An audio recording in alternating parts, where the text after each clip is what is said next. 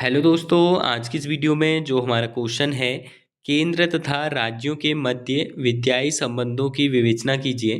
तो इस वीडियो में इस क्वेश्चन का आंसर बताने वाला हूं। तो सबसे पहले आंसर में लिखेंगे, भारत में केंद्र और राज्यों के मध्य विद्यायी संबंध भारतीय संविधान द्वारा स्पष्ट रूप से निर्धारित किए गए हैं। संविधान संघीय ढांचे को अपनाता है, जिसमें शक्तियों का विभाजन इस प्रकार किया गया है कि राष्ट्रीय एकता और क्षेत्रीय स्वायत्तता दोनों का संतुलन बना रहे। पहला हेडिंग होगा शक्तियों का विभाजन। संविधान की सप्तम अनुसूची के अंतर्गत विद्यायी विषयों को 3 सूचियों में विभाजित किया गया है। पहला संघ सूची, इसमें रक्षा, विदेश नीति, मुद्रा, संचार आदि जैसे राष्ट्रीय महत्व के विषय शामिल हैं, जिन पर केवल संसद कानून बना सकती है। फिर लिखेंगे राज्य सूची, इसमें पुलिस, सार्वजनिक व्यवस्था, स्वास्थ्य, कृषि आदि विषय आते हैं, जिन पर राज्य विधानसभाएं कानून बनाती हैं। नेक्स्ट संवर्ती सूची, इसमें शिक्षा, वन विभाग आदि विषय शामिल हैं, जिन पर केंद्र और राज्य दोनों कानून बना सकते हैं। यदि दोनों में टकराव हो तो केंद्र का कानून प्रभावी होता है। फिर लिखेंगे अवशिष्ट शक्तियाँ, जो विषय किसी भी सूची में नहीं है, उन पर कानून बनाने की शक्ति केंद्र के पास होती है। यह प्रावधान संघीय ढांचे में केंद्र को अधिक शक्तिशाली बनाता है।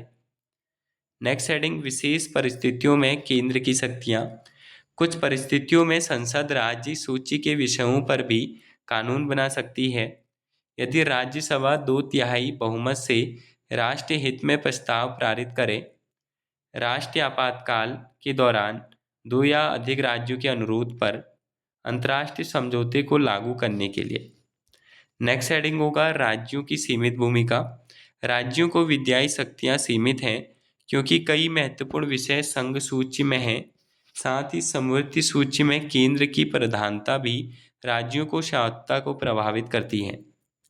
नेक्स्ट हेडिंग विद्यायी टकराव का समाधान। समवर्ती सूची में यदि राज्य और केंद्र के कानूनों में विरोध होता है तो सामान्यतः केंद्र का कानून प्रभावी होता है। हालांकि यदि किसी राज्य का कानून राष्ट्रपति की स्वीकृति प्राप्त कर ले तो वह उस समय में प्रभावी रह सकता है। निष्कर्षतः इस प्रकार केंद्र और राज्यों के बीच विद्यायी संबंध संतुलित होने के बावजूद केंद्र की प्रधानता को दर्शाते हैं। यह व्यवस्था देश की एकता और अखंडता बनाए रखने के साथ साथ राज्यों को आवश्यक स्वायत्तता भी प्रदान करती है, जिससे भारतीय संघ मजबूत और स्थिर बना रहता है।